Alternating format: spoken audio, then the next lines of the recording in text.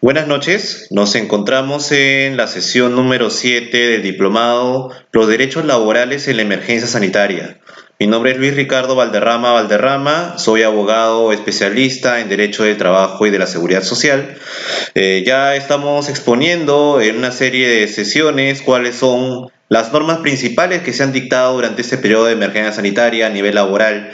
En su primer momento hemos analizado en qué consiste la suspensión perfecta de labores, nos hemos referido también a las medidas alternativas para no aplicar esta suspensión perfecta, hemos también conversado un poco sobre lo que es el trabajo remoto, y adicionalmente a eso, hemos revisado cuáles son las normas que ha dictado el gobierno para reducir el impacto económico no solo adverso para los trabajadores, sino también para las empresas. El día de hoy vamos a tocar una materia que me parece muy importante y que va a dar la voz en los próximos meses, que es la seguridad y salud en el trabajo. Como ya la mayoría tiene conocimiento, el gobierno ha determinado que todavía se va a extender la medida de aislamiento obligatorio, se ha calculado hasta el mes de mayo. No obstante, ya existen algunos comentarios que dicen que probablemente ya no se va a extender más este periodo de aislamiento obligatorio y van a comenzar a permitir la realización de algunas actividades. Entre estas actividades estaríamos hablando de servicio delivery por aplicativo, para que así puedan las personas contar pues con el acceso a distancia de determinados productos, principalmente comida. Esto obviamente es una medida para muchos necesaria, tomando en cuenta que ya han pasado más de 30 días de esta decisión del aislamiento social obligatorio. Ya va a depender del gobierno, de acuerdo con los análisis que se hagan en su oportunidad, si conviene o no extenderlo. Lo que sí es real es que una, digamos, de las acciones inmediatas cuando se comienza a reactivar las labores es que cada empresa cuente con un protocolo de seguridad y salud en el trabajo. Actualmente, más allá de lo que dispone la ley y el reglamento de seguridad y salud en el trabajo, no contamos con un instrumento preciso que señale cuáles son los lineamientos que hay que seguir. Aclaro que, bueno, esto es una información que teníamos hasta el día de ayer. Hace unos minutos, para conocimiento de ustedes, se dictó la resolución ministerial número 239-2020-MINSA. Esta información es, como se puede decir, comúnmente calientita, porque este documento tiene como finalidad regular, ¿no? De acuerdo con las sugerencias que realiza el Ministerio de Salud, regular cómo se van a llevar a cabo las actividades, ¿no?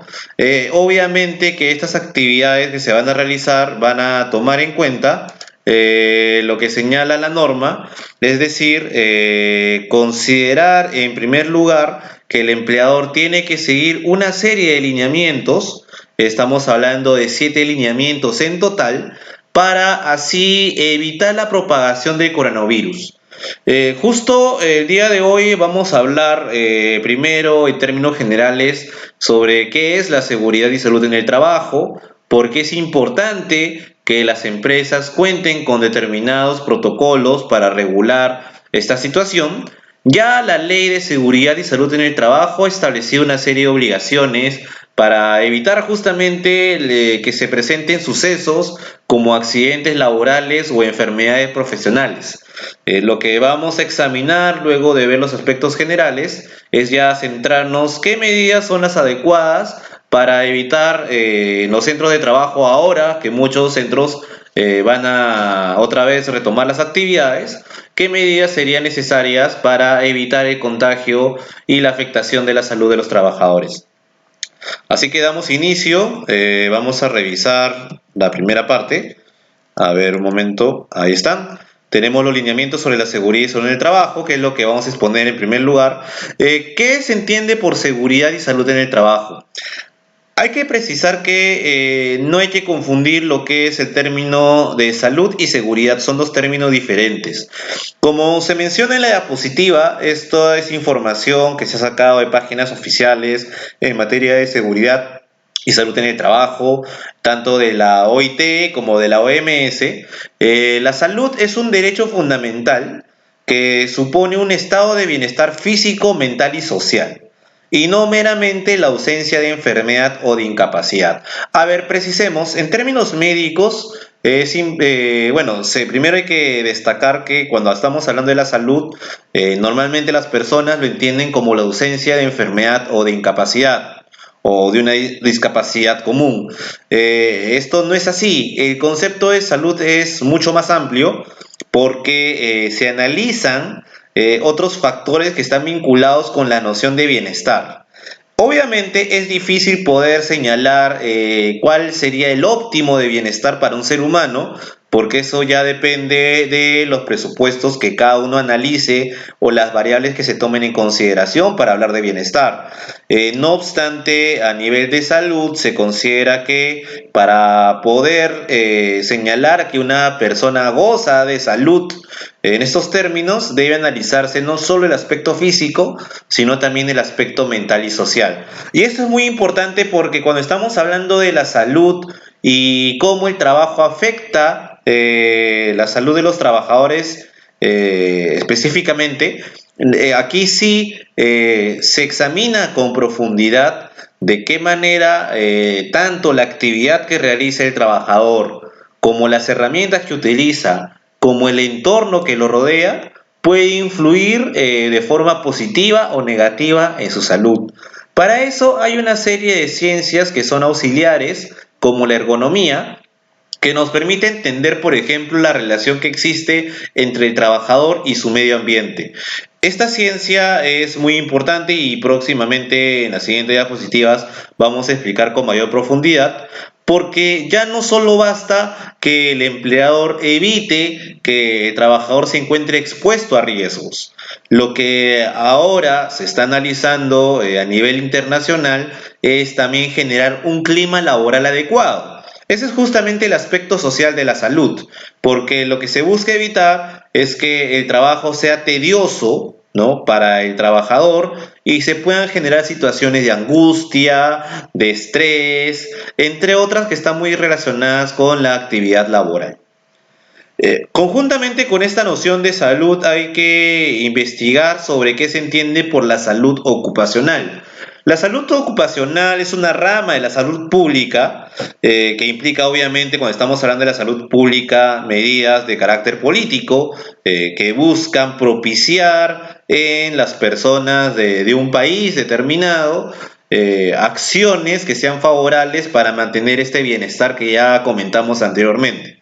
Ahora, esta noción de la salud ocupacional tiene como finalidad promover y mantener el mayor grado de bienestar, tanto físico, mental como social, de los trabajadores, en todas las ocupaciones. Es por eso que el Ministerio de Trabajo, conjuntamente con el Ministerio de Salud, dictan una serie de políticas y directivas que tienen como objeto establecer parámetros específicos dependiendo del tipo de actividad. No hay que olvidar que cada actividad tiene sus propias particularidades. Hay actividades como aquellas que implican labores administrativas, donde la situación, digamos que es menos problemática debido a que los factores de riesgo son menores, pero hay otras situaciones en las cuales sí podemos indicar que hay riesgos, como por ejemplo la actividad que se realiza al estar en contacto con agentes biológicos o químicos. No solo eso, estamos hablando, por ejemplo, en el caso de el trabajo que implica trabajo de la salud, ¿no?, como en los hospitales. También existen otro tipo de actividades que requiere un esfuerzo físico y esto evidentemente normalmente daña muchos aspectos a los trabajadores porque al ser continuamente y tomando en cuenta que hay un alto grado de intensidad física, este trabajo continuo y con alta intensidad afecta también la salud de los trabajadores. Es por eso que tienen que haber medidas de seguridad y se tienen que utilizar equipos adecuados para evitar una afectación de esta situación. Adicionalmente a esta noción de salud ocupacional, Estamos revisando lo que tiene que ver con el concepto de seguridad. Ahora, justo uno de los temas importantes de la salud ocupacional son la evaluación de los factores de riesgos y adecuar el trabajo al trabajador. Ese es un tema muy interesante y que está también conectado con la noción de seguridad, porque el empleador viene a ser el responsable de buscar la adecuación entre la actividad, el puesto del trabajador, con las aptitudes y capacidades del trabajador que se va a desarrollar en este puesto. Este análisis tiene que ser un análisis previo a la contratación del trabajador. Para eso se requieren tomar en cuenta una serie de estándares, no solo estándares de carácter meramente ocupacional, sino que hay que recurrir a otro tipo de ciencias como la salud ocupacional, y esto requiere evidentemente la asesoría de médicos o de ingenieros ocupacionales que le permitirán al empleador contar con un mayor acervo de conocimientos para poder actuar adecuadamente y evitar que los trabajadores se encuentren en situaciones de riesgo y puedan sufrir o accidentes o enfermedades. Y aquí viene la noción de seguridad. La seguridad son todas aquellas acciones y actividades que permiten al trabajador laborar en condiciones de no agresión.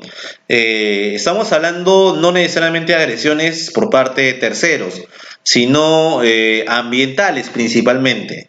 Como también estamos hablando de una protección personal que se da al trabajador para preservar su salud y conservar los recursos humanos y materiales. Cuando se habla de seguridad, ojo, nos referimos en términos generales a todas aquellas medidas que tienen como finalidad asegurar que tanto los recursos humanos como materiales sufran alguna afectación. Para lo que es la seguridad y salud en el trabajo, adicionalmente se analiza, y ese es el enfoque principal que se da, en qué medida pueden los trabajadores sufrir determinados accidentes y enfermedades, y cuáles vendrían a ser las herramientas o instrumentos adecuados para prevenir o poder evitar en su totalidad que se den este tipo de situaciones totalmente nocivas para los trabajadores. Obviamente estas evaluaciones, como mencioné hace un momento, no bastan pues que se realicen a través de sentido común, sino que requiere contar con conocimientos adecuados sobre cómo hay que establecer la forma del desarrollo de la actividad laboral. ¿Por qué es importante analizar la seguridad y salud en el trabajo? Uno de los temas que normalmente los empleadores evalúan cuando decide a qué persona va a contratar es el tema del costo laboral, ¿no? El costo laboral es visto como una suma de factores o elementos. Por ejemplo, estamos hablando de el análisis de lo que implica gastar por mantener a un trabajador en la empresa. Estamos hablando de la sumatoria de las remuneraciones, de beneficios sociales y otro tipo de condiciones que se otorgan a los trabajadores. Bueno, este análisis, que aparentemente es objetivo, muchas veces no toma en consideración otras situaciones que se pueden presentar a futuro, ¿no? Entre ellas se encuentra el tema de la seguridad y salud en el trabajo, porque, por ejemplo, muchos empleadores, cuando analizan la posibilidad de que se presenten riesgos laborales, normalmente le dan más importancia a situaciones como el despido que puede sufrir un trabajador. Cuando se da esta opción del despido, el trabajador tiene el derecho, cuando es un despido arbitrario, a demandar la indemnización por daños y perjuicios. Este derecho del trabajador al final se presenta cuando, en la medida que el trabajador ha actuado de forma arbitraria, mejor dicho, el empleador ha actuado de forma arbitraria, el trabajador plantea una defensa que está dirigida a demostrar primero la arbitrariedad del empleador y, en función de eso, solicitar o la reposición o el pago de una indemnización. Eso obviamente depende del tipo de despido que se presente. En el caso de lo que es un despido nulo, puede plantear la reposición o la indemnización. En el caso de un despido incausado y fraudulento, también puede plantear la reposición como la indemnización, y en el caso de aquellos despidos que son meramente arbitrarios, solo podría reclamar el pago de la indemnización por despido arbitrario. Estos montos de indemnización son tarifas que ya son establecidas por ley. En el caso de la seguridad y salud en el trabajo, cuando un trabajador sufre un accidente o una enfermedad profesional, ya entran otros análisis. La legislación laboral no ha establecido montos específicos para poder determinar la indemnización por estos daños. Eso quiere decir que el trabajador perfectamente podría demandar la indemnización por daños y perjuicios a través de tres categorías utilizadas mucho para determinar la responsabilidad civil, lo que se conoce como el lucro cesante, el daño emergente y el daño moral.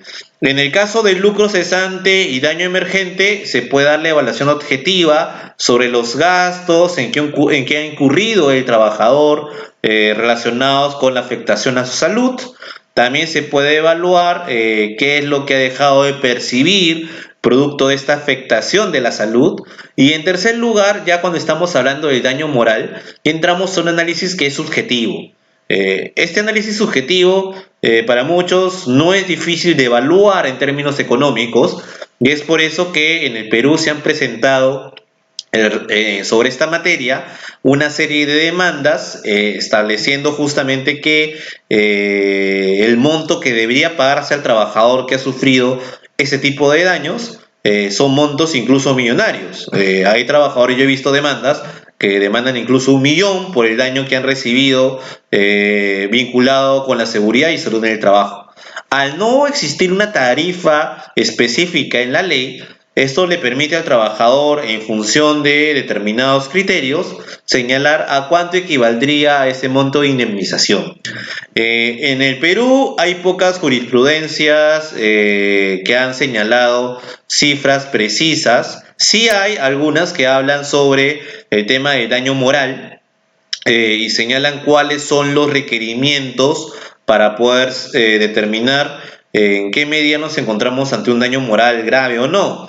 Uno de los requisitos que establecen los jueces es que debe existir un conjunto de pruebas que le permita al trabajador demostrar la existencia de ese daño moral.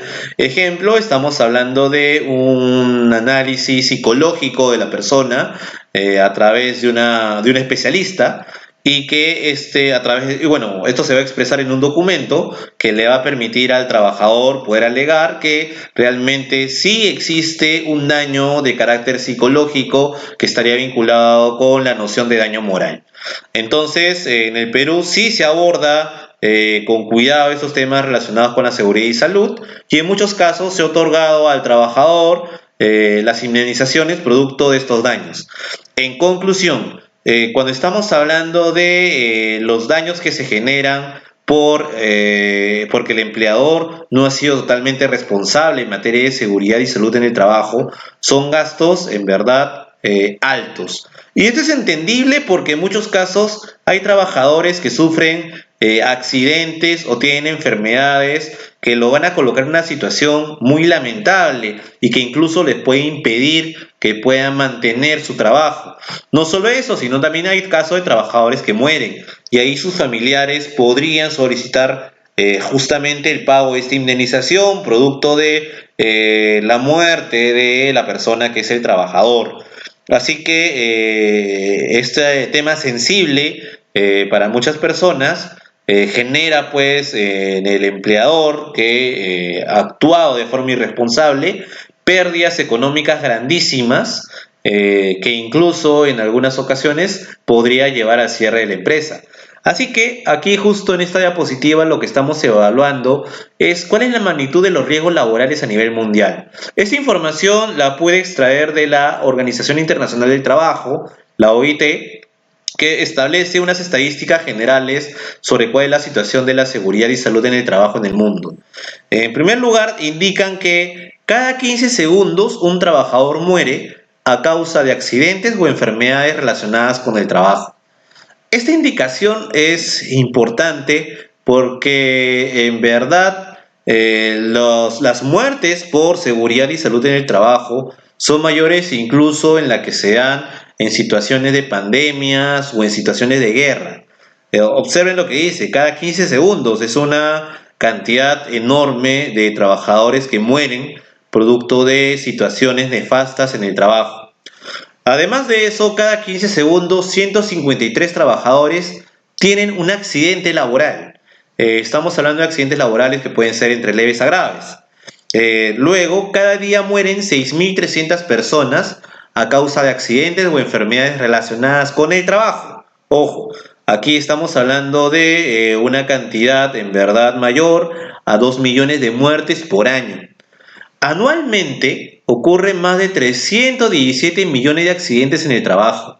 Muchos de estos accidentes tienen como consecuencia el absentismo laboral, es decir, que el trabajador no va a poder asistir al centro de trabajo debido a que tiene una incapacidad que puede ser o temporal o permanente.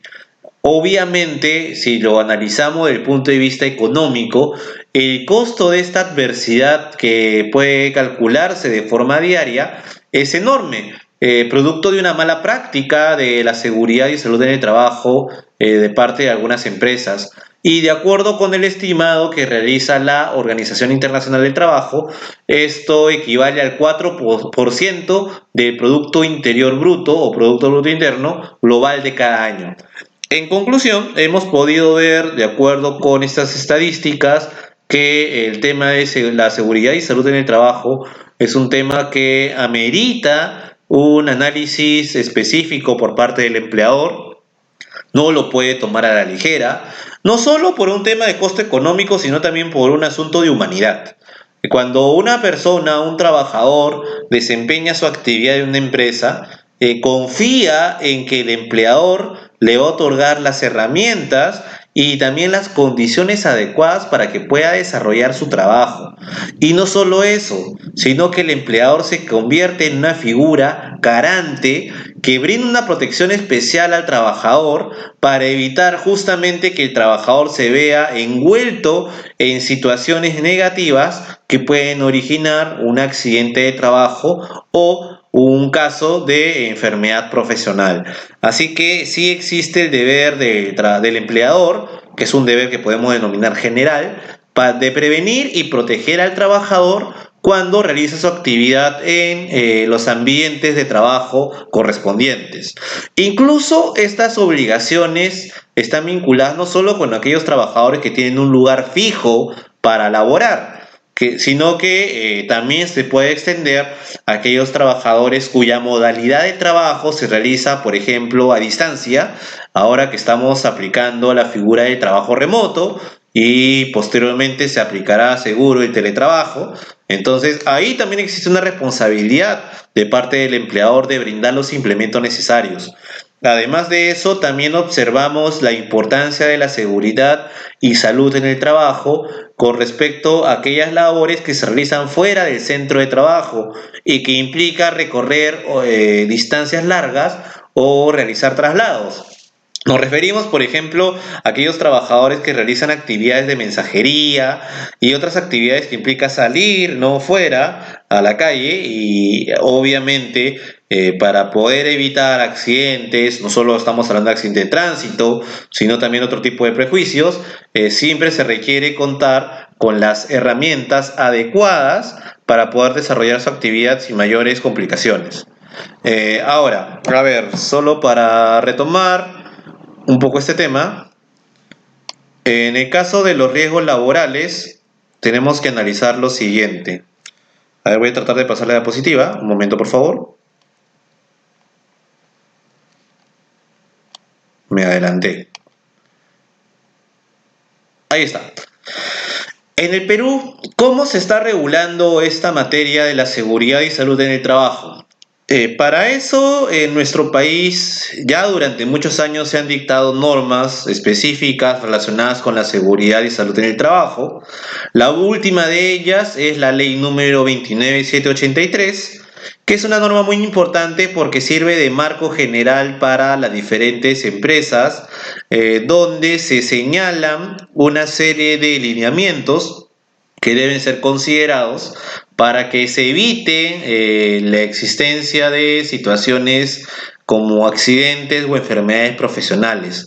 Y esta ley de seguridad y salud en el trabajo establece políticas nacionales, regionales y locales, y también la obligación que en todo centro de trabajo se implemente un sistema de gestión, ¿no? De riesgos, lo que implica no solo que el empleador desarrolle una serie de acciones para poder prevenir y controlar los riesgos laborales, sino que también se exige que haya una participación de los trabajadores, y por eso es muy importante que el empleador cuente con supervisores o un comité de seguridad y salud en el trabajo. Adicionalmente a lo que menciona la ley, contamos con el reglamento de la Ley de Seguridad y Salud en el Trabajo, que tiene como finalidad complementar aquellos aspectos generales establecidos por ley. Por ejemplo, ahí se indica cuáles son los requisitos para nombrar a un comité de seguridad y salud en el trabajo, o para la elección del supervisor. Hay una serie de requisitos, una serie de procedimientos que hay que tomar en cuenta. Además de eso, también hay una obligación de realizar exámenes médicos a los trabajadores. También se debe contar con registros y documentos obligatorios. Y esto, el reglamento precisa qué documentos son obligatorios y que debe tener el empleador. Y también se detallan cuáles son las obligaciones del empleador en materia de seguridad y salud en el trabajo.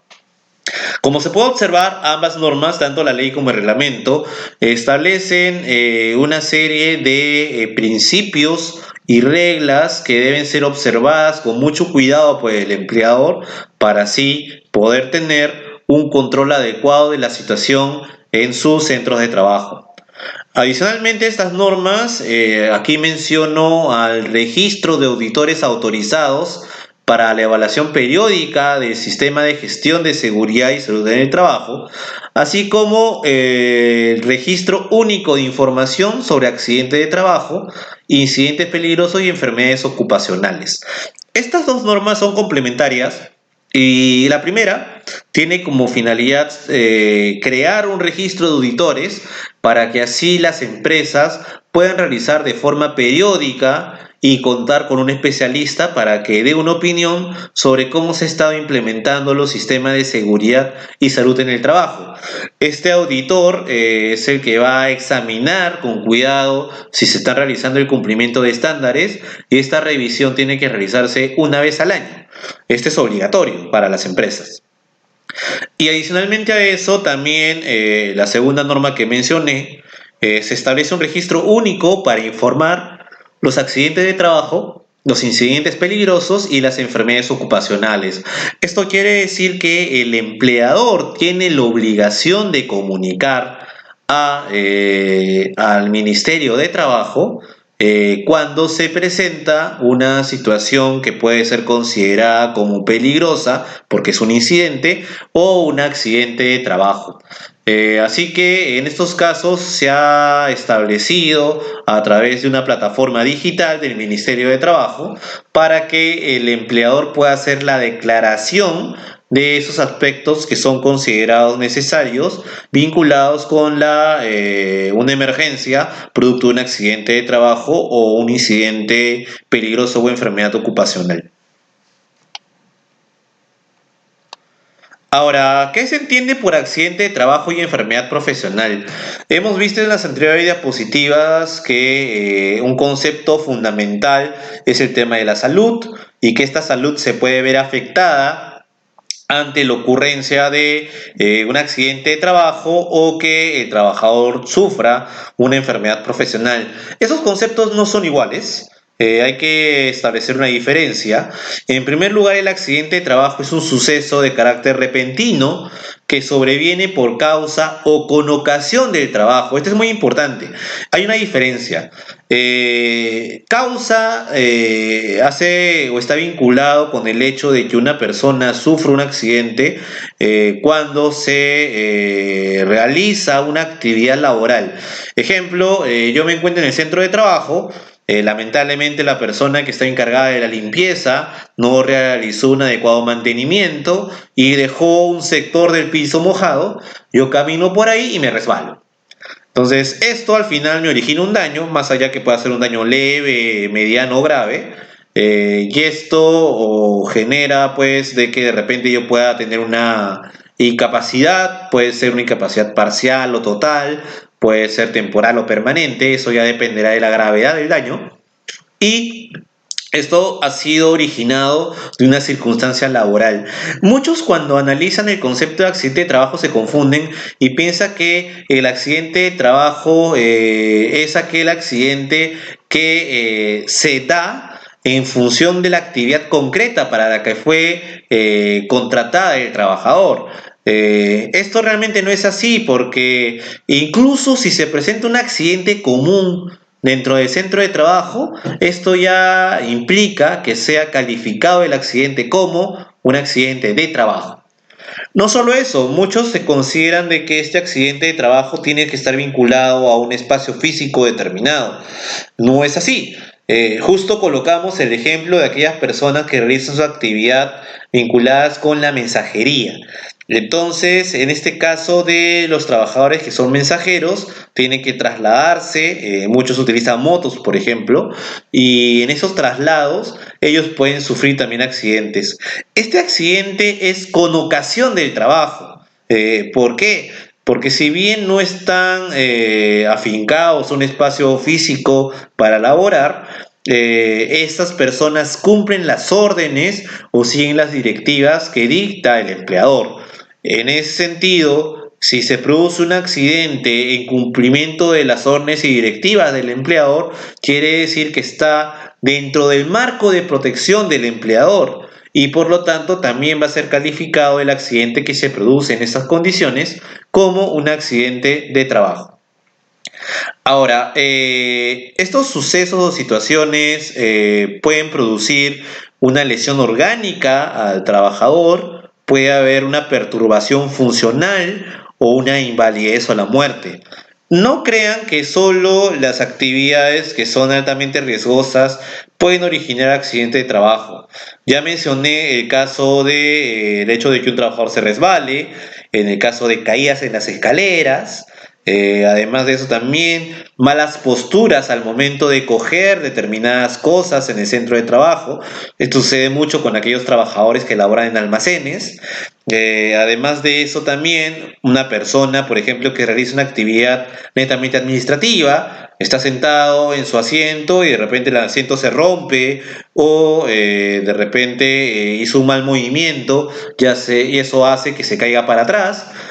O el trabajador tiene contacto con electricidad y eso obviamente también le genera un daño. Son situaciones que si bien son comunes y que también pueden pasar en el hogar, pueden tener una especial incidencia en el centro de trabajo si no hay un debido control.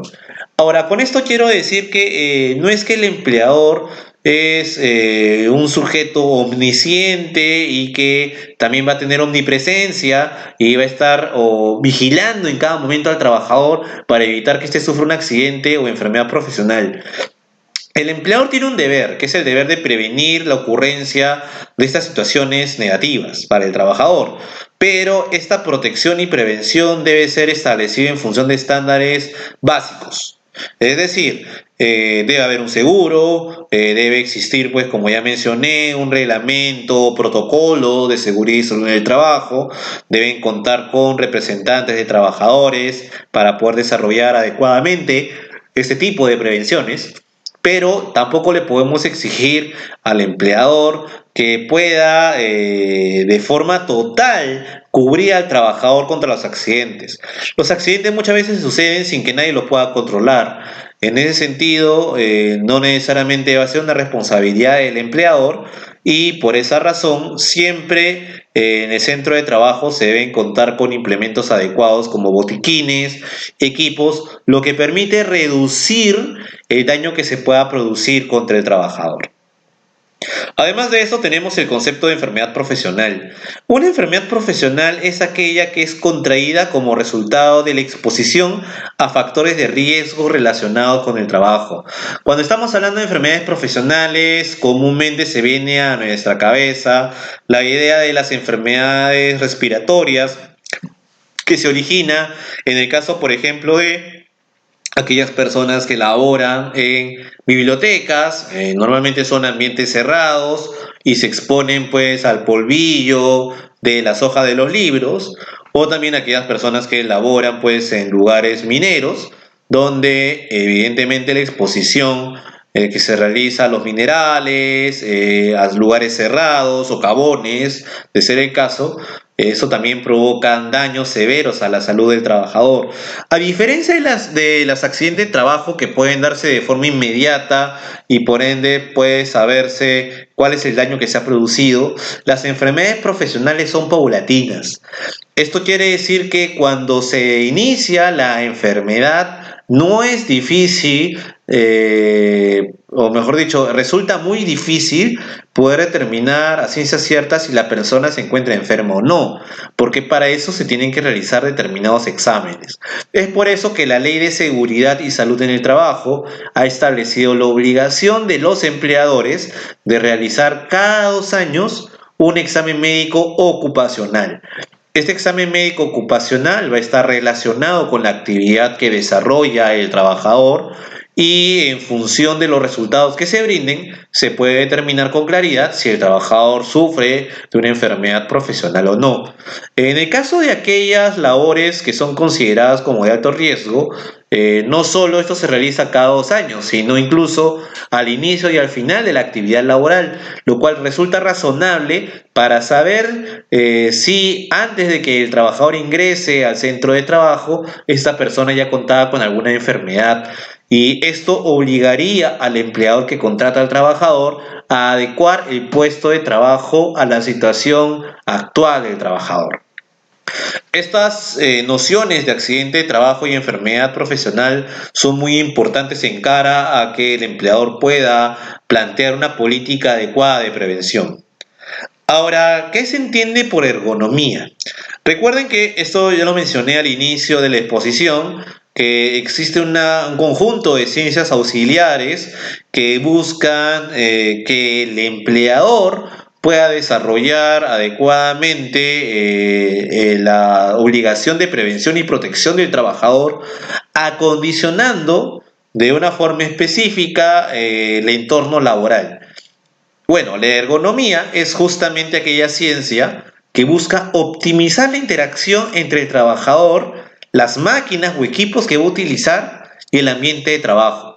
La ergonomía ya analiza no solo aspectos vinculados con la salud personal del trabajador, sino otro tipo de aspectos que son, incluso más que los psicológicos, son de carácter social, porque ahí ya se está analizando en qué medida los instrumentos que se otorgan al trabajador o el medio ambiente en la que se desenvuelve puede favorecer o no el bienestar físico y mental del trabajador y social también.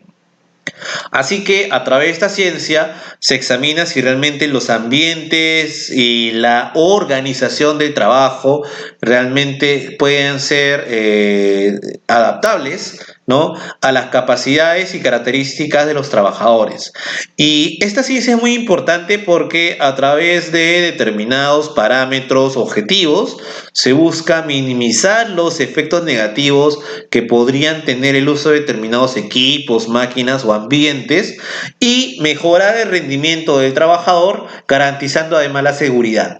Cuando estamos hablando en los términos de la ergonomía, no solo estamos evaluando hasta qué punto el empleador se va a ver beneficiado con el aumento de rendimiento del trabajador, sino que recuerden que también hay que tomar en consideración un principio humanista en la que hay que buscar que el trabajador, cuando realice su actividad, lo realice de la manera más cómoda posible y con los implementos adecuados. Muchas empresas cometen el error cuando el trabajador inicia su actividad de no ofrecer implementos adecuados o no realizar las capacitaciones para que el trabajador sepa utilizarlos. Ese es un tema que tiene que ver con la ergonomía. También existen casos en los cuales la empresa muchas veces no ofrece un medio ambiente adecuado para el trabajador. He conocido situaciones, especialmente en empresas, por ejemplo, que se desarrollan en el campo industrial, donde muchos trabajadores laboran en lugares muy cerrados, sin mucha ventilación, donde los ambientes son prácticamente grises, así los pinta el empleador, no sé por qué razones, y eso no solo, y eso puede resultar para alguno gracioso o totalmente irrelevante, pero esto también afecta de forma emocional al trabajador, y esto puede tener consecuencias directas en su rendimiento. No se olviden que un trabajador motivado trabaja el doble que un trabajador ordinario o normal. Y este nivel de motivación es un examen que debe realizarlo de forma adecuada el área de recursos humanos, también conocida como área de talento humano, que debe observar y sugerir la toma de decisiones vinculadas con la implementación de medios ambientes adecuados para el trabajador. Como pueden observar en este dibujo, aquí se analizan pues al detalle en qué situación debe encontrarse un trabajador que realiza una labor principalmente administrativa, donde se cuenta con un asiento y una computadora. Hay determinadas exigencias que deben seguirse. Aquí hay algunas indicaciones sobre la distancia que tiene que tener al momento de trabajar, el uso de, por ejemplo, el mouse, ¿no? Que tiene que tener un protector para que pueda colocar la muñeca al momento de poder utilizar esto. Además que tiene que ser la cabeza en posición recta, los hombros relajados, que no debe estar los pies colgados, sino que debe tener un contacto con el suelo, o también se puede indicar un reposapiés. Entonces son, digamos, criterios que deben examinarse con mucho cuidado cuando estemos hablando de la ergonomía. Ahora, cuando el empleador ha tomado conciencia de la importancia de la seguridad y salud en el trabajo, tiene que seguir una serie de etapas para poder implementar adecuadamente un sistema de gestión de seguridad y salud en el trabajo. Esto aclaro que para todas las empresas es obligatorio implementar este sistema de gestión. Claro, obviamente que para eso el empleador tiene que haber hecho un previo cálculo de cuál va a ser la inversión o el presupuesto que tiene que considerar para implementarlo. Todos los temas logísticos que implican seguridad y salud en el trabajo exigen un costo determinado. Es un tema real. Así que el empleador, cuando calcula la inversión y los costos laborales, debe también considerar como parte de estos costos cuánto va a significar la implementación de la seguridad y salud en el trabajo. Es un tema del cual no se puede desviar o mirar de soslayo, sino que tiene que darle la importancia debida para que de esa manera se evite que ocurran accidentes nefastos o incluso muertes de los trabajadores. En primer lugar, aquí hemos hecho una, y esta imagen más o menos lo aclara, que son 5 etapas principales. Primero estamos hablando de una etapa de inicio en la que se va a dar la primera evaluación del empleador sobre si su centro de trabajo o sobre las condiciones laborales son las adecuadas u óptimas para que se pueda desarrollar la labor. Para eso va a haber una investigación inicial. Sería recomendable que se cuenten con personas especialistas en esta materia ocupacional. Puede ser un médico, como ya mencioné, un ingeniero ocupacional, para que al inicio pueda establecerse un plan adecuado de cómo se va a desarrollar toda la materia de seguridad y salud en el trabajo. Posteriormente se va a dar una etapa de planificación.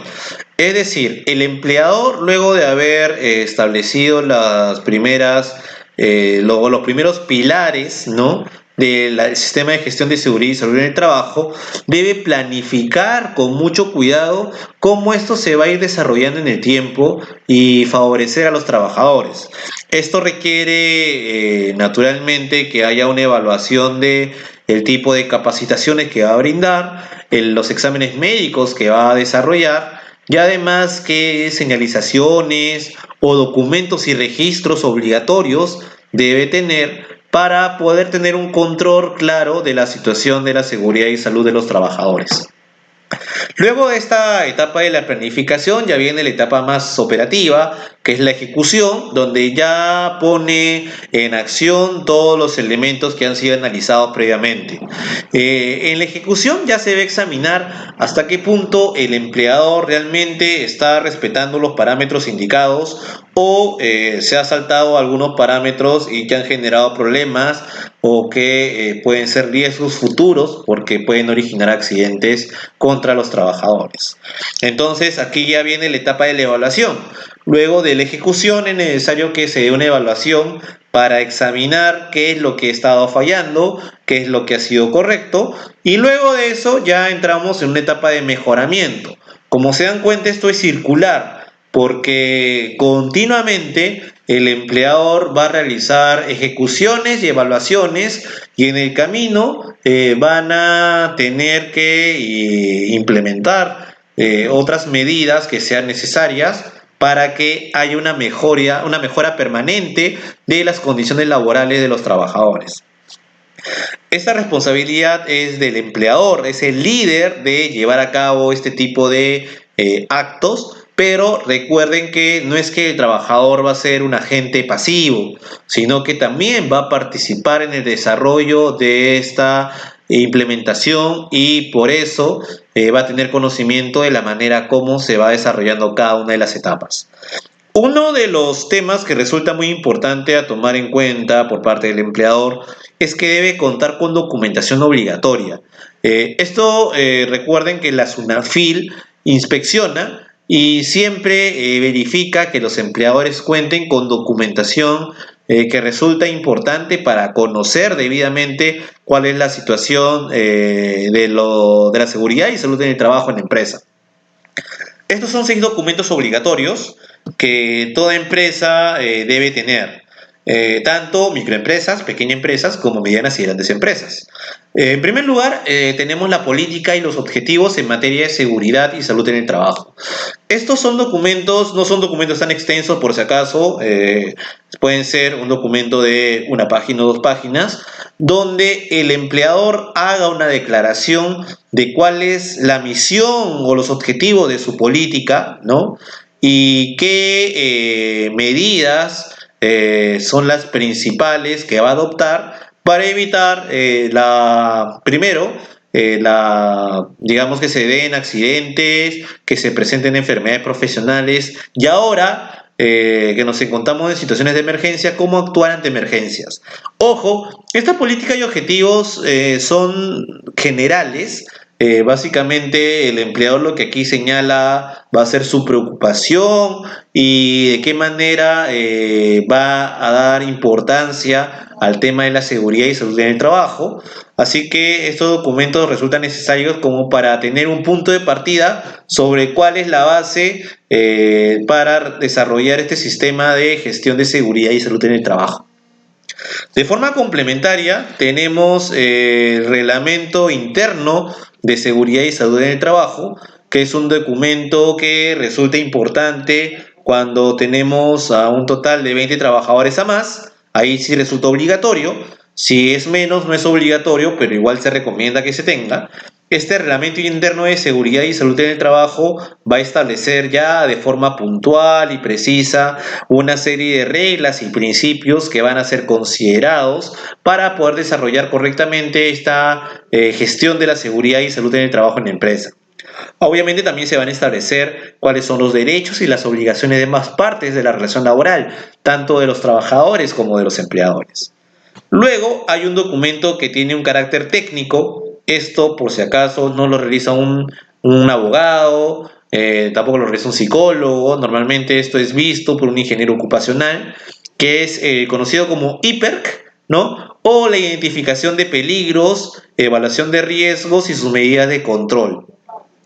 Este documento es obligatorio porque el médico ocupacional, o en este caso el ingeniero ocupacional, realiza un análisis sesudo sobre aquellos factores que pueden originar riesgos y en función de eso sigue una determinada escala para señalar cuándo el riesgo es alto, cuándo el riesgo es bajo. Para eso hay toda una nomenclatura e imágenes que permiten al momento de revisar el hiper ver qué situaciones son las más riesgosas, cuál es el nivel de riesgo al que se va a enfrentar el trabajador en el puesto de trabajo.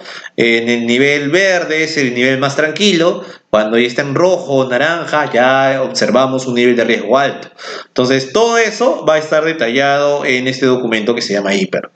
Luego tenemos el mapa de riesgos, que tal como su nombre lo indica, es un mapa del área en la que se desarrolla la actividad laboral, donde existen determinadas señalizaciones para que el trabajador tenga conocimiento de qué lugares son aquellos que pueden generarle, obviamente, o puedan provocar un accidente o enfermedad. Luego contamos con el documento de la planificación de la actividad preventiva y el programa anual de seguridad y salud en el trabajo, que son documentos que tienen como finalidad, primero, en la planificación, ver qué acciones va a tomar el empleador que son necesarias para que los trabajadores cuenten con los instrumentos suficientes para poder prevenir estas enfermedades y accidentes. Esta es una planificación que va a tener que ser evaluada con mucho cuidado por el empleador, que como ya dijimos al inicio, también implica contar con un determinado presupuesto. Y el programa anual de seguridad y salud en el trabajo es una indicación más precisa sobre qué acciones se van a aplicar por meses para que el trabajador tenga un pleno conocimiento de las actividades vinculadas con la seguridad y salud en el trabajo. Pueden programarse, por ejemplo, simulacros. También se pueden programar capacitaciones, la realización de exámenes médicos, entre otros. De estos 6 documentos, 3 de ellos tienen que resultar visibles. El de la política y objetivos en materia de seguridad y salud en el trabajo, el hiper y también el mapa de riesgos. Así que se recomiendan a los empleadores que tomen en consideración que estos 3 documentos tienen que ser expuestos en un lugar visible. Normalmente esto puede ser colocado en una pizarra donde normalmente los trabajadores tengan acceso a información del empleador o en otro ambiente, pero que en la medida de que sea un ambiente común para los trabajadores les permita tener conocimiento de esto. Aclaro que estos 6 documentos son obligatorios, no es que sean potestativos de que el empleador los aplique o no, así que en caso de una inspección de trabajo es probable que le soliciten esta información. Aquí, disculpen el título, hubo un error, ¿no? Estamos hablando ya del Comité de Seguridad y Salud en el Trabajo y del Supervisor de Seguridad y Salud en el Trabajo. A ver, aclaro, toda empresa, sea microempresa, sea pequeña empresa, sea una no MIPE, mediana o gran empresa, ¿no? Debe contar con una persona o varias personas que representen a los trabajadores y puedan ver o examinar conjuntamente con el empleador los temas relacionados con la seguridad y salud en el trabajo. Depende el número de trabajadores para poder determinar qué tipo de representación se va a dar. Si estamos hablando de empresas que tengan de 20 a más trabajadores, nos referimos a que debe implementarse un comité de seguridad y salud en el trabajo. Si son menos de 20 trabajadores, se va a contar con un supervisor de seguridad y salud en el trabajo. Aclaro que esto es obligatorio. No es que el empleador y el trabajador pueden negociar para que de repente no se implemente, o si yo tengo más de 20 trabajadores, solo tengamos un supervisor y no un comité. No, esto la norma lo ha señalado de forma imperativa. Así que necesariamente debe existir en todo centro de trabajo o un supervisor o un comité, dependiendo del número de trabajadores. Aclaro que en el caso del comité está formado por un número similar tanto de trabajadores como de representantes del empleador. Es lo que se conoce como comité paritario. Si estamos hablando, por ejemplo, que los miembros son 6, 3 deben representar al empleador y 3 deben representar a los trabajadores. El grupo que representa a los trabajadores deben ser elegidos. Debe ser una elección realizada de forma general, como si fuera una elección a nivel nacional, local o regional, igual, ¿no? No va a ser a mano alzada porque el voto es secreto, aclaro, y obviamente debe contarse pues con ánforas donde se coloque el voto. Debe haber un comité electoral que sea nombrado para estos efectos. La norma no indica cómo se nombra este comité electoral, así que el empleador perfectamente puede designar a un grupo de trabajadores para que puedan desarrollar adecuadamente las elecciones de los representantes de los trabajadores al Comité de Seguridad y Salud en el Trabajo. Aclaramos que para el caso del supervisor de seguridad y salud en el trabajo también se va a desarrollar una elección. No es que el empleador pueda decidir de forma unilateral quién va a ser el supervisor. Así que tengan en cuenta en eso los empleadores para evitar luego posibles denuncias por medidas arbitrarias. ¿Qué pasa si el empleador cuenta con varios centros de trabajo? No, o sea, si bien va a contar o con un comité o con un supervisor, dependiendo del número de trabajadores, bueno, normalmente si la empresa es grande van a haber varios centros, así que se entendería que van a pasar de 20 trabajadores. En este caso, sí, cada centro de trabajo o cada sede va a contar con su propio supervisor o subcomité de seguridad y salud en el trabajo. Es decir, primero va a haber un comité de seguridad y salud del trabajo general de toda la empresa. Y adicionalmente a eso, cada sede va a contar o con un supervisor, si es que la sede no tiene más de, o mejor dicho, tiene menos de 20 trabajadores, o con un subcomité si son de 20 trabajadores a más. Entonces, esto es muy importante determinarlo porque esto va a permitir que en cada sede también haya un grupo de trabajadores que van a realizar un control adecuado del cumplimiento de las obligaciones en materia de seguridad y salud en el trabajo. Para eso, tomen en cuenta que tanto los miembros del Comité de Seguridad y Salud en el Trabajo como el supervisor tienen algunos derechos especiales. Ellos pueden solicitar, por ejemplo, información relacionada con la seguridad y salud en el trabajo. Además de eso, también van a implementar una serie de medidas de prevención, van a tener conocimientos y van a participar en la aprobación de algunos documentos obligatorios que acabamos de ver, ¿no? Y adicionalmente a eso, también van a contar con una licencia para poder desarrollar su actividad de representación de los trabajadores y además de eso van a también tener una protección contra el despido arbitrario. Así que de forma muy similar a los sindicatos, estos comités y este supervisor va a tener una protección especial. ¿Qué responsabilidad tiene el empleador en materia de seguridad y salud en el trabajo? A ver, en sí son una serie de responsabilidades y obligaciones que tiene el empleador. Recuerden que el empleador va a cumplir un papel de líder para poder desarrollar la actividad de la seguridad y salud en el trabajo en la empresa. Este liderazgo, si bien puede nombrar el empleador representantes, esto no quiere decir que el empleador se lave las manos, ¿no? Porque ya la norma ha establecido con claridad que cualquier situación que se presente en la empresa que pueda significar tanto un accidente de trabajo, una enfermedad profesional, al final es el empleador el responsable, ¿no? Porque cuando estamos hablando de empleador, cuando por ejemplo estamos hablando de una sociedad comercial, se entiende que las personas que tienen el poder directivo máximo, que es el gerente general, y que de repente el gerente general también a su vez nombra a una persona que se encargue de la seguridad y salud en el trabajo, esas personas serían las responsables en el caso de un accidente o una enfermedad profesional cuando no se han tomado las medidas necesarias exigidas por ley para evitar estas. Así que sí hay un grado de responsabilidad. Esto no quiere decir que el empleador no va a contar con la posibilidad de tener asesores. Existen empresas especializadas que brindan servicios de tercerización en materia de seguridad y salud en el trabajo, así que una opción del empleador es poder contratar estas empresas para contar con una asesoría más adecuada. No solo eso, sino que también el empleador puede contratar a un médico ocupacional. De acuerdo con la norma, cuando la empresa tiene más de 500 trabajadores, sí resulta obligatorio la contratación de un médico ocupacional y por un tiempo determinado que no sea menor de 6 horas.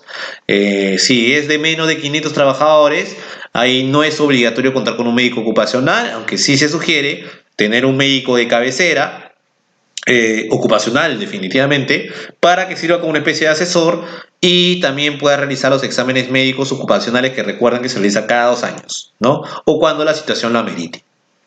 Entonces, la obligación del empleador está vinculada primero con realizar capacitaciones obligatorias al año. Esto quiere decir que todos los años van a haber capacitaciones.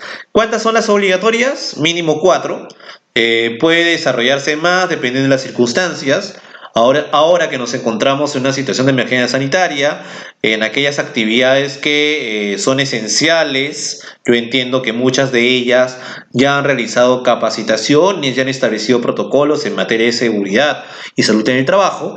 Y en el caso de las actividades no esenciales, bueno, para efectos del trabajo remoto, también es necesario que se cuente con capacitaciones en materia de seguridad y salud en el trabajo para que justamente las personas eviten accidentes, aunque sean en sus casas. Y esto también próximamente, cuando se comiencen a reactivar las actividades laborales en determinados sectores, también va a ser necesario que se brinden capacitaciones al trabajador. De acuerdo con las últimas modificaciones de la normativa en seguridad y salud en el trabajo, estas capacitaciones tienen que ser presenciales. Antes se pensaba de que también podrían ser a distancia, pero lamentablemente esa opción ya fue negada por esta norma. Obviamente que en lo que se refiere a labores que son de trabajo remoto, sí es posible brindar una capacitación de carácter virtual para que de esa manera el trabajador tenga conocimiento de qué medidas debe tomar en cuenta. Adicionalmente a las capacitaciones obligatorias, encontramos los exámenes médicos ocupacionales. Estos exámenes también son obligatorios, como ya mencioné, cuando la actividad no es riesgosa, se realiza cada 2 años. Para eso se toma en cuenta cuando el trabajador inició sus labores. Y si el trabajador lo solicita, se puede realizar también un examen médico ocupacional al final. En el caso sí de aquellas actividades que son de riesgo, sí se realizan exámenes médicos ocupacionales al inicio, durante y al final. El empleador, en el caso de aquellas actividades que no son riesgosas, también podría decirle al trabajador para que se realice un examen ocupacional al final. Entonces, en conclusión, este tema de los exámenes ocupacionales son obligatorios. El trabajador no puede negarse a ellos porque justamente tienen como finalidad tener conocimiento de cuál es la condición física y mental del trabajador. Este informe que se le va a brindar al empleador, en principio, va a tener una serie de reservas. No es que esta información se pueda brindar a cualquier persona dentro de la empresa. Tiene que mantenerse la confidencialidad. En principio, el médico ocupacional que forma parte de los servicios de seguridad y salud en el trabajo de la empresa es el que va a tener el conocimiento exacto del resultado del examen ocupacional, y para mantener esa confidencialidad le va a brindar al empleador o a la persona encargada el informe general de la situación del trabajador para que tome las medidas preventivas respectivas. Eso sí, el trabajador definitivamente que va a tener acceso a la información total de su examen médico ocupacional. Luego tenemos que también el empleador debe implementar protocolos de seguridad y salud.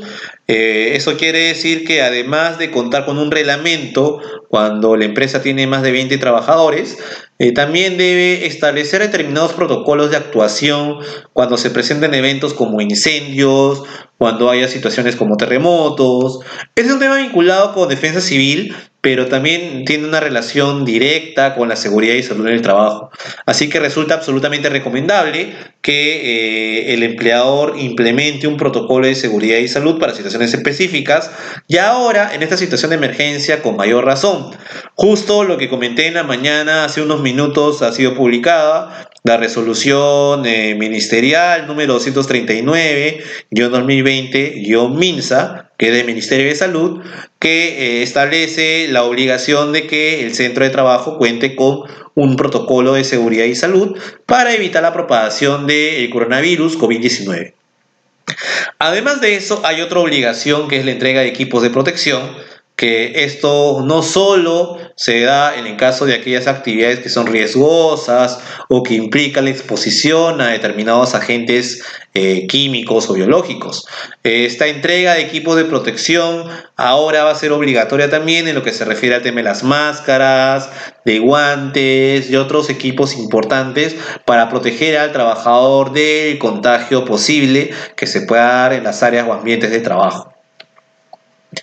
Ahora ya entramos al tema central de la exposición, que es cuáles son las medidas que se van a adoptar ahora con la expansión del coronavirus en nuestro país y cómo los empleadores y trabajadores deben cuidarse. En primer lugar, antes que se dictara la medida de emergencia nacional, se dictó o se aprobó una resolución ministerial cuando ya surgió la alarma de la OMS indicando que este coronavirus ya se había convertido en una pandemia porque había ya extendido su marco de influencia a varios países. Entonces, en ese caso, el Ministerio de Salud consideró, no mejor dicho, el Ministerio de Trabajo consideró necesario dictar una resolución ministerial donde estableció una serie de pautas para prevenir el contagio del coronavirus. Es justamente la guía para la prevención del coronavirus en el ámbito laboral, que era la norma que originalmente se dictó antes que se diera el tema del aislamiento obligatorio. Este dispositivo siguió vigente para aquellas actividades que eran esenciales, donde se requería la presencia del trabajador. ¿Cuál es la finalidad de este documento? Brindar lineamientos específicos a los empleadores para que cumpla de forma oportuna con la debida contención y atención de sus colaboradores ante los casos de diagnóstico o presunto contagio de coronavirus. Naturalmente aquí el empleador debía haber tomado en cuenta las recomendaciones del Ministerio de Salud para evitar la propagación de este virus. Una de las primeras acciones necesarias que tiene que tomar en consideración el empleador eran las medidas de comunicación. Para ello, la Oficina de Recursos Humanos y el Comité o Supervisor de Seguridad y Salud en el Trabajo, recuerden que tanto el comité como el supervisor va a contar con los representantes de los trabajadores y en el caso del comité también del empleador, y su participación tiene que ser activa y dinámica. De ese modo se evita que las decisiones principales en materia de seguridad y salud en el trabajo sean dadas exclusivamente por el empleador, sino que va a implicar la participación de todos los actores de la relación laboral. Entonces, para eso, lo que señalaba esta resolución ministerial del Ministerio de Trabajo era que se debe elaborar un plan comunicacional a efectos de poder tomar en cuenta qué medidas preventivas se deben adoptar en la empresa. Para ello, lo primero que recomendaba, y eso tiene que ver con las capacitaciones, se deben preparar y difundir mensajes, sea charlas, material informativo, medios electrónicos, etcétera, a partir de la información publicada por el Ministerio de Salud sobre cuál era la situación del coronavirus. Esto obviamente requería de parte del empleador contar con una asesoría completa sobre qué es el coronavirus, de qué manera pueden observarse los síntomas y qué medidas preventivas y de control eran necesarias. Entonces, estos mensajes tendrían que ser a su vez difundidos a todos los trabajadores para que tengan pleno conocimiento del grado de afectación que podrían tener en el centro de trabajo. Además de eso, también se tenía que brindar a los trabajadores material higiénico apropiado. Recuerden que una de las medidas necesarias es el lavado de manos, agua y jabón, o también se puede utilizar el gel o el alcohol, que también son opciones válidas, ¿no? En resumen, debe haber un protocolo de limpieza. Y naturalmente también se tenía que promover e impulsar prácticas saludables que eran difundidas también por el Ministerio de Salud y que son difundidas hasta la fecha. Ahora, entre las medidas que el empleador iba a implementar para la prevención, también se encontraban medidas de protección de los trabajadores. Y justo ahora que estaba mencionando la resolución ministerial 239-2020 MINSA, Una de las medidas más importantes era que los trabajadores cuenten con los materiales adecuados para evitar la afectación. Entonces, el empleador, además de primero evaluar o identificar si el trabajador se encontraba o había sido infectado con el coronavirus, tenía también que dar o brindar implementos necesarios a los trabajadores. Al respecto, aquí en esta diapositiva se puede examinar que hay medidas de control de la enfermedad. Para eso, cuando hay una persona que tenga un resfriado o aparente resfriado, primero tiene que el empleador tomar una medida preventiva, porque esto es una sospecha de coronavirus. Para eso tendría que hacer una visita a aquellas áreas de riesgo donde se pueden transmitir el virus y evaluar primero si al final el lugar donde se encontraba ese trabajador era un lugar inadecuado donde se había podido propagar el virus. Eso requería naturalmente aislamiento. Y por otro lado, examinar, y para eso se encontraba pues la posibilidad de que el trabajador vaya a los centros médicos correspondientes, a los más cercanos, para que el trabajador se haga la prueba médica respectiva y poder determinar si estaba contagiado o no con este virus, ¿no? Ahora, además de eso, el empleador tenía que evaluar con mucho cuidado, en el caso de aquellos trabajadores que realizan viajes por comisión de servicios, si esta actividad era necesaria o no. Recuerden que una de las situaciones que puede generar el contagio es en el caso de aquellos trabajadores que realicen viajes continuos o traslados que implique contacto con varias personas. Es por eso que una recomendación que ha tomado en consideración esta última resolución ministerial es que no solo se tiene que evaluar en el caso de aquellos trabajadores que realicen viajes por comisión de servicios, sino aquellos que por determinadas razones no viven cerca del centro de trabajo, y eso implicaría que sus traslados podrían generarles situaciones adversas porque es más probable el contagio. En esas situaciones, evidentemente, el empleador tiene que tomar medidas necesarias para evitar que estas personas puedan ser afectadas con este virus, y para eso la recomendación que está dando actualmente el Ministerio de Salud es que debe privilegiarse en esos casos el trabajo remoto de ser posible.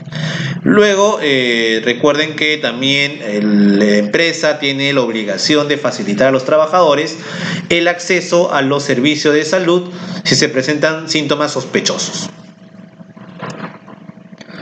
Ahora, ¿qué recomendaciones deben tomar en consideración los trabajadores? Bueno, esta guía que se dictó originalmente y que ahora ha sido ampliada establecía 3 recomendaciones principales. Primero, que el trabajador tenía que proceder y cumplir con las medidas de prevención establecidas por el empleador. Tenía que obligatoriamente asistir también a las capacitaciones que realiza el empleador sobre el virus. Y adicionalmente a eso, tenía que utilizar los elementos de protección personal y responder por el cuidado de dichos elementos. Aclaro que a nivel laboral, el hecho de que un trabajador no quiera realizar los exámenes médicos es considerado como una falta grave. No solo eso, sino que toda negación de parte del trabajador de, por ejemplo, tener las capacitaciones en materia de seguridad y salud del trabajo o de cuidar los implementos de protección personal, también podrían ser evaluados como faltas graves y originar una sanción contra el trabajador, que puede ser desde una amonestación por escrito o verbal, puede ser una suspensión e incluso el despido de resultar necesario. Así que en este caso hay que informar a los trabajadores que deben tener mucho cuidado y deben respetar los parámetros establecidos por esta guía. Y ahora, con esta nueva resolución ministerial, la 239-2020 del MINSA, que indica otro tipo de reglas. Ahora, ¿qué lineamientos debe tener en cuenta el empleador para prevenir situaciones de contagio? Estas son recomendaciones que yo he evaluado que son necesarias y voy a complementarlas con los 7 lineamientos que ha dado esta resolución ministerial que ha sido publicada recientemente el día de hoy. Y en función de eso, vamos a señalar a los empleadores y trabajadores qué es lo que se tiene que tomar en cuenta para evitar el contagio al momento de que se realice la actividad laboral. En primer lugar, la empresa lo que tiene que hacer es una acción de limpieza y desinfección del centro de trabajo. Esto es algo necesario, a pesar de que no exista la probabilidad de que se pueda o de que exista el virus en el medio ambiente. Lo mejor para prevenir es que se tome en consideración esta medida, este primer lineamiento de limpieza y desinfección. Esta medida es, de acuerdo con los parámetros establecidos por el Ministerio de Salud, obligatoria, así que los centros de trabajo deben buscar la manera de que se realice este primer paso de la limpieza y desinfección del lugar de trabajo. En segundo lugar, el lineamiento establecido por el Ministerio de Salud señala que debe darse una evaluación de la condición de salud de los trabajadores. Para esto hay que determinar con mucho cuidado cuáles son aquellas personas que se pueden considerar de grupo de riesgo, qué personas no forman parte de este grupo y puedan realizar su actividad normal, y qué personas cuentan con familiares que digamos que pueden encontrarse bajo una medida de aislamiento porque se encuentran contagiados o en general donde hay mayores riesgos de contagio. Entonces, esta evaluación primaria debe ser realizada por el empleador de forma necesaria. Distinguir claramente cuáles son los niveles de riesgo que se pueden dar en los trabajadores y en función de eso determinar en qué caso se va a realizar el trabajo remoto, en qué casos hay que otorgar todavía licencia y en qué casos sí es posible la actividad de manera presencial. Esto quiere decir que no es que todos los trabajadores inmediatamente cuando se reactive la relación laboral o en este caso la actividad digamos efectiva, no es que todos los trabajadores van a regresar inmediatamente al trabajo, no, el empleador tiene que evitar que haya una aglomeración de personas y para eso va a tener que designar claramente qué personas son esenciales, qué personas podrían realizar su actividad a distancia o por ser o formar parte de un grupo de riesgo o por tener repentemente probabilidades de estar contagiadas, lo mejor es que se queden en casa. Ahora, de acuerdo con ese segundo lineamiento de la evaluación de condiciones de salud, esto requiere evidentemente que la empresa a su vez establezca un protocolo interno de prevención y cuidado. Y aquí viene el tercer lineamiento indicado por el Ministerio de Salud. Recuerdan que una de las medidas principales es el lavado y desinfección de manos. Esto es obligatorio. Para eso, el empleador tiene que dar los implementos necesarios para que de esa manera el trabajador pueda poder realizar esta medida de aseo que es necesaria. Luego, en el segundo cuadro que podemos ver, aquí se habla del análisis de las amenazas y riesgos a los que se van a ver sujetos los trabajadores. Claro, esto está vinculado con el protocolo, es decir, al momento de que se cree este protocolo, debe darse una evaluación adecuada sobre cuáles son las amenazas y riesgos probables que se van a dar ahora en este periodo de emergencia sanitaria. Así que no solo se va a evaluar al trabajador, sino que también se va a evaluar los puestos de trabajo que pueden generar más afectaciones. Recuerden lo que vimos en lo que señalaba la guía anterior, en el caso de aquellos trabajadores que realicen viajes largos, ya esos trabajadores sí deben tener o deben aplicar determinadas medidas de prevención, evitar ir a través de medios de transporte donde hay aglomeración de personas, donde es probable que se puedan contagiar. Entonces esta medida es necesaria. Para eso, este es un tema adicional que lo vamos a ver en la tercera y que viene a ser el lineamiento 4. Debe haber una medida de sensibilización de la prevención del contagio en el centro de trabajo.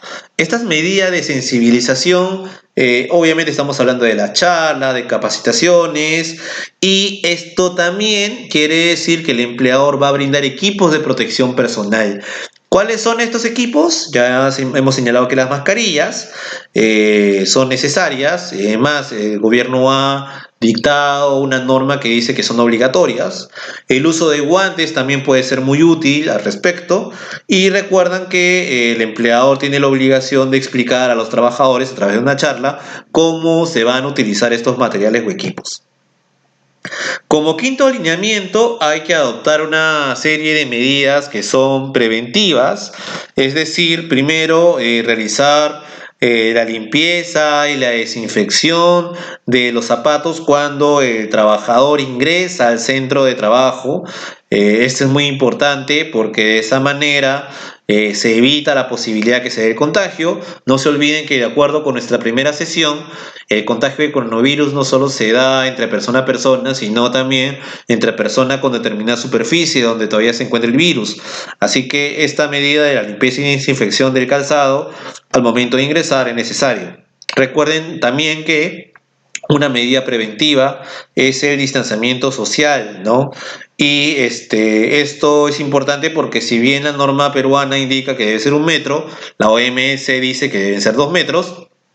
Es necesario que las personas mantengan su distancia. Y esto va a ser un problema, por ejemplo, al momento del almuerzo, porque muchas empresas, recuerden que también esto es obligatorio por ergonomía, cuentan con comedores donde ahí surge el aglutinamiento de personas. Así que es necesario que el empleador tome una medida para evitar de que se dé este agrupamiento de personas. Una sugerencia que se puede dar es que se establezcan horarios de refrigerio distintos para evitar así que se junten muchas personas. Es una medida perfectamente viable y válida para reducir los niveles de contagio. Luego, otro lineamiento importante es el tema de la vigilancia. El empleador debe realizar una vigilancia constante de la situación de salud del trabajador. Para eso va a haber un control de la temperatura, esto es obligatorio, ojo, para que cuando se haga el control se determine si realmente la persona tiene fiebre o no, lo cual puede servir como un indicio para saber si realmente hay un contagio. Y en el caso que haya un contagio, el trabajador va a tener que asistir al centro médico respectivo para que se evalúe si realmente es una persona que ha sido contagiada con el coronavirus o no. Es más, no solo eso, dentro de la medida de vigilancia no solo están las medidas de carácter físico, sino también medidas de salud mental. No se olviden que esta situación de la emergencia sanitaria no solo cambia los protocolos que debe aplicar el empleador, sino también cambia un poco la idiosincrasia y los hábitos que debe tener el empleador y también los trabajadores. Ya no va a ser tan sencillo que las personas se encuentren y se abracen u otras medidas porque evidentemente eso puede generar un contagio. Así que debe, en el protocolo que se va a establecer dentro de la empresa, debe precisarse de qué manera evitar esa cercanía entre personas. Yo sé que va a ser muy difícil en algunas empresas y como ya mencioné también en una de nuestras sesiones anteriores, que comúnmente esta es una característica propia de los peruanos, son muy, digamos, afectuosos en los saludos. Entonces eso va a tener que cambiar para evitar la propagación de este virus. Y esto el empleador puede influir con las charlas para explicar con mayor cuidado qué medidas deben tomarse en cuenta. Finalmente, y estas son las recomendaciones que ya no están en la resolución ministerial, pero que yo realizo. Primero, tiene que priorizarse la utilización del teletrabajo. Yo sé que hay actividades en las que no es posible aplicar el teletrabajo, así que ahí habría que analizar hasta qué punto o qué personas pueden realizar la actividad presencial y qué personas podrían tener licencia si es que pueden haber riesgo de contagio, porque ojo, si se da una situación de contagio y si esto se extiende en el centro de trabajo, perfectamente la SUNAFIL podría ordenar la paralización de la actividad hasta que se haga un control adecuado de qué trabajadores son los afectados y se haga una limpieza y desinfección total del área de trabajo. Entonces, por eso, lo más recomendable para evitar llegar a esa situación que va a implicar que la empresa pare en su actividad y que haya una demora por el tema de la limpieza, por el tema de la desinfección y posibles contagios, lo cual genera no solo costos económicos a la empresa, sino también el detenimiento de la producción y además de eso mayores riesgos a los trabajadores. Lo mejor sería que se priorice la utilización del teletrabajo. Ya hay una ley, ya lo comenté en su oportunidad, del teletrabajo, que señala con claridad que es posible modificar los contratos de trabajo. Obviamente se tiene que hacer a través de un acuerdo. Creo que ningún trabajador se va a negar si es que estamos hablando de trabajadores que se pueden exponer a una situación de riesgo como la del coronavirus, ¿no? Así que en estos casos puede plantearse la modificación del contrato para que de forma temporal pueda, o también permanente, dependiendo de las circunstancias, pueda aplicarse el teletrabajo. Obviamente hay empresas donde sí se requiere contar con una persona o personas de forma presencial porque sus labores son totalmente esenciales. Entonces ahí se recomienda la aplicación de estos protocolos de seguridad donde es obligatorio el uso de la mascarilla durante el desarrollo de la actividad laboral. Y bueno, para concluir, es importante que en los contratos y los convenios que ahora se van a realizar, sea con los nuevos trabajadores o en los casos de renovación, se establezcan cláusulas especiales en materia de seguridad y salud. Normalmente, ese es un tema que también es una obligación establecida por la Ley de Seguridad y Salud en el Trabajo, o es obligatorio que se incluyan cláusulas especiales en los contratos o en los convenios. Y en estas cláusulas lo que básicamente se indican son recomendaciones en materia de seguridad y salud en el trabajo. Bueno, ahora con esta situación del coronavirus, con mayor razón va a tener que incluirse determinadas cláusulas, pero ya relacionadas directamente con las medidas de prevención y control. Es decir, además del protocolo, debes contar con una modificación de los contratos donde también se puede especificar con claridad qué obligaciones debe tomar en cuenta el trabajador para evitar la propagación del coronavirus. Este es en sí un panorama general sobre las nuevas exigencias en materia de seguridad y salud en el trabajo que deben tomar en cuenta los empleadores y los trabajadores. No es sencillo, esto va a requerir una serie de capacitaciones, charlas, y no solo eso, sino que se forme un hábito de las personas para poder prevenir esta situación del contagio. Yo sé que en verdad esto va a generar una afectación en muchos centros de trabajo. Esto también va a situar a los trabajadores en situaciones posiblemente incómodas, pero son medidas absolutamente necesarias si queremos enfrentar esta propagación que se está dando.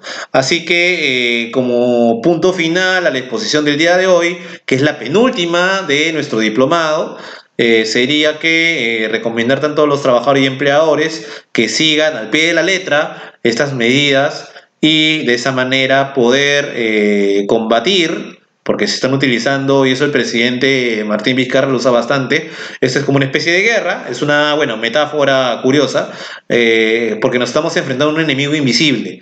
Y la mejor manera de enfrentarnos ante una situación de pandemia es a través de labores de prevención. Así que no esperemos a que en nuestro centro de trabajo haya un trabajador infectado, sino que hay que tomar las medidas preventivas necesarias para evitar la afectación en la salud de los trabajadores. Con esto terminamos la exposición del día de hoy. Agradezco a todas las personas que han estado viendo esta transmisión, sea en vivo o a través de otros canales posteriores. Y eso sí, solo para terminar, próximamente para aquellas personas que han solicitado el derecho al diploma, ya se va a realizar el examen. Este día viernes, 1 de mayo, va a ser la última transmisión.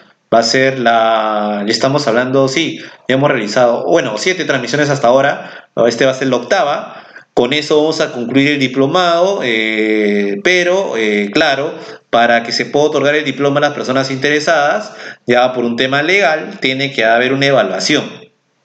Yo, conjuntamente con los organizadores, que es la empresa Access Capacitaciones Ejecutivas, vamos a coordinar cómo se va a desarrollar el examen. Obviamente va a ser un examen online, Prometo que no va a ser difícil, pero eso sí, ese examen va a tocar todas las exposiciones que hemos realizado hasta la fecha y va a incluir, obviamente, también la última, que va a ser la que se va a realizar este día viernes, que es 1 de mayo, Día del Trabajador. No olvidar que, y eso me olvidé de comentarles, el día de ayer fue el Día de la Seguridad y Salud en el Trabajo, y es por eso que ha caído perfecto este tema que estamos desarrollando esta semana, así que es una oportunidad para reflexionar sobre qué medidas son necesarias en el centro de trabajo para cuidar la seguridad y salud de los trabajadores.